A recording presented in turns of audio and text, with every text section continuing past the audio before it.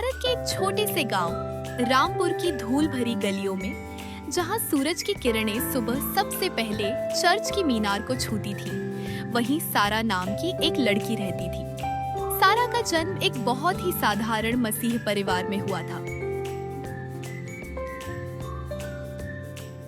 उसके पिता जोसेफ गांव के एकमात्र चर्च के माली थे और माँ मारिया दूसरों के खेतों में मजदूरी करती थी। घर की आर्थिक स्थिति ऐसी थी कि 2 वक्त की रोटी का इंतजाम करना भी एक चुनौती थी, लेकिन उस छोटे से घर में सपनों की कोई कमी नहीं थी। सारा का सपना था एक शिक्षिका बनना। सारा की शिक्षा की शुरुआत गांव के ही एक सरकारी स्कूल से हुई। स्कूल घर से 5 किलोमीटर दूर था और जाने के लिए कोई पक्की सड़क नहीं थी। सारा के पास पैरों में पहनने के लिए ठीक से चप्पलें भी नहीं थी।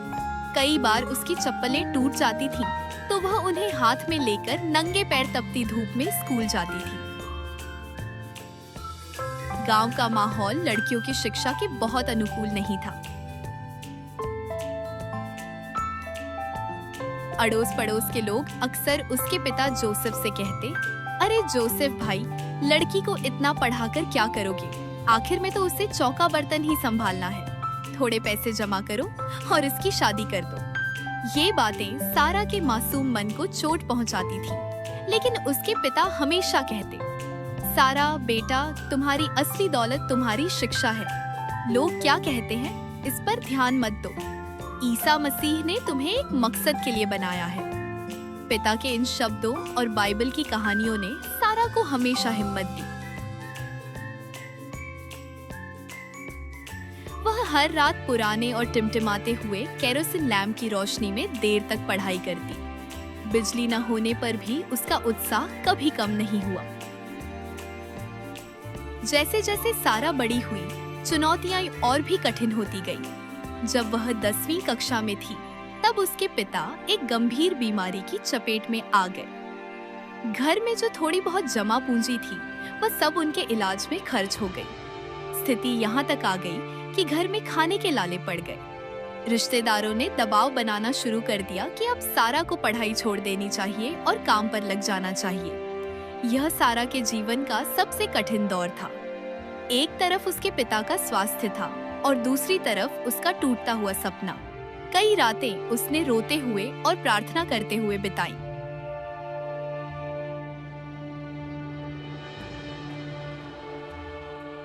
वह चर्च में जाकर घंटों बैठी रहती और ईश्वर से रास्ता दिखाने की गुहार लगाती।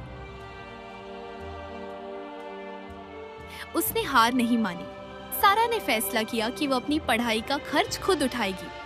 उसने गांव के छोटे बच्चों को ट्यूशन पढ़ाना शुरू किया। वह सुबह 4 बजे उठती, घर का सारा काम करती, फिर बच्चों को पढ़ाती और उसके बाद मीलों पैदल चलकर अपने स्कूल जाती।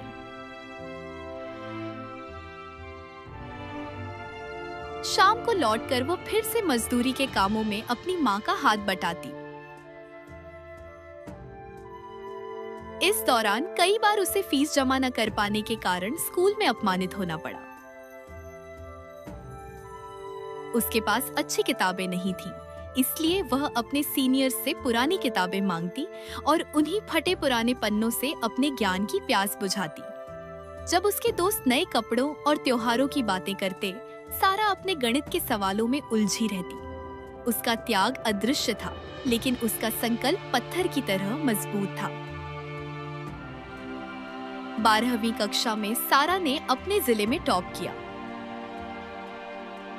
यह उसके परिवार के लिए बहुत बड़ी खुशी का दिन था, लेकिन असली संघर्ष अभी बाकी था। शिक्षिका बनने के लिए उसे बीए, बीएड करना था और इसके लिए उसे शहर जाना पड़ता। शहर का खर्चा उठाना उसके परिवार के बस की बात नहीं थी। गांव के पादरी ने सारा की प्रतिभा को देखा था। उन्होंने चर्च के फंड और कुछ दानदाताओं की मदद से सारा के कॉलेज की फीस का इंतजाम किया। सारा भारी मन और आंखों में उम्मीद लिए शहर आ गई। शहर की चमक दमक सारा के लिए बिल्कुल नई थी। कॉलेज में ज्यादातर बच्चे अमीर घरों से थे। सारा के साधारण कपड़े, उसकी टूटी फूटी अंग्रेजी और उसका ग्रामीण लहजा अक्सर मजाक का विषय बन जाता था। उसे कई बार गांव वाली कहकर चिढ़ाया जाता। उसे ऐसा महसूस कराया जाता जैसे वह उस जगह के लायक नहीं है। अकेलापन उसे खाने को दौड़ता। लेकिन ऐसे समय में वह अपनी जेब में रखी छोटी सी बाइबल निकालती और भजन संहिता 23 साम 23 पढ़ती। यहोवा मेरा चरवाहा है, मुझे कोई घटी न होगी। यह विश्वास उसे याद दिलाता कि वह यहाँ लोगों को खुश करने नहीं बल्कि अपना भविष्य बनाने आई है। शहर में रहने का खर्च निकालने के लिए सारा ने एक पार्ट टाइम नौकरी शुरू की। वह सुबह कॉलेज जाती और शाम को एक बुक स्टोर में काम करती। रात को देर तक जागकर वह अपनी पढ़ाई करती।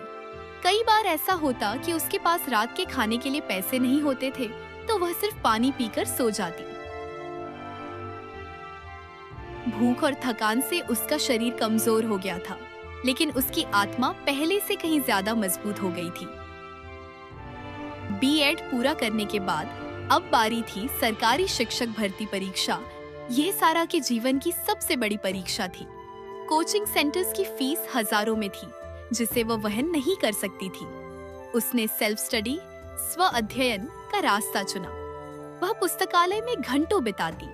जब दूसरे छात्र कोचिंग में शॉर्टकट ट्रिक्स सीख रहे होते, सारा पुरानी किताबों से अपने कॉन्सेप्ट्स क्लियर कर रही होती। परीक्षा का तनाव इतना ज्यादा था कि उसे रातों को नींद आना बंद हो गई।